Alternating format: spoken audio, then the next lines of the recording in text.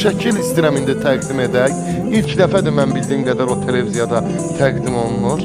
Bax ora Nişanə xanım. Kimdir o? Kimdir o? Atan. Allah rəhmət eləsin. Can. Allah qəni rəhmət eləsin. Nişanə bugün atası sağ olsun, laf onu tanımasın, xəstə olsun, səhhətində problem olsun, yanında olmaq üçün çox şeyini qurban edər. Düz deyilmi? Mikrofona danış. Sağ ol. Çox şey nədir, canımı qurban verir. Bəlkə də Allah heç bir evi böyüksüz eləməsin. Mənim atamı ancaq elə şəkillərdə xatırlayır. Nazilə xanım o qədər xoşbəxt bir evladdır ki, onun nəfəsini duyur. Mən heç onu da bilmirəm. Nədir, nə cürdür. Heç o hissi də bilmirəm, o hissi də duymuram. Ata sözü hərdən deyəndə mənə qəribə gəlir.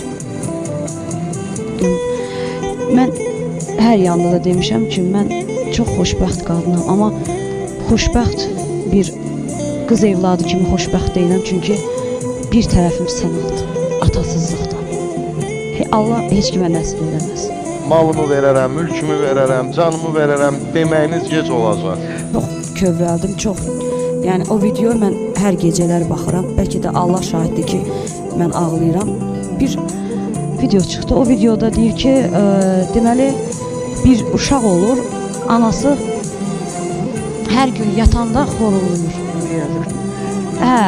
Səhər deyir ki, ay mama, sən bu gecə çox xorulmamısan. Nəsə bir gün, 2 gün, 3 gün. O üçün bir gün deyir ki, oğul, bu gecə mən xorulayanda mənə çəkərsən telefonu. O üçün gecə ana yatır, oğul xorulayanda çəkir, durur ki, anasına görsəsin. Amma nə qədər edir, anası oyanmır. Ona qalan o, yəni videoda, mən də deyirəm ki, mən anamın qarşısında baş əyirəm. Çünki mənim atam çox cavan rəhmətə gedibdə, 32 yaşında. Mənim anamın da 30 yaşı olub. Mənim atam iş üstü olub. Elə bir iş yoldaşına görə gedəndə görüb ki, göldə batır, o da çıxardıb. Yəni onun ikisi bir yerdə batmışdı. Mən anamın əllərindən öpürəm ki, bizə çətin olsa da həm ata olub, həm ana olub. Nə qüsurum varsa bağışlasın, bir evlad kimi olur. Bəlkə səhv edirəm, amma mən sənin haqqı, nəyin ki mən 5 uşaq nə eləsəydim.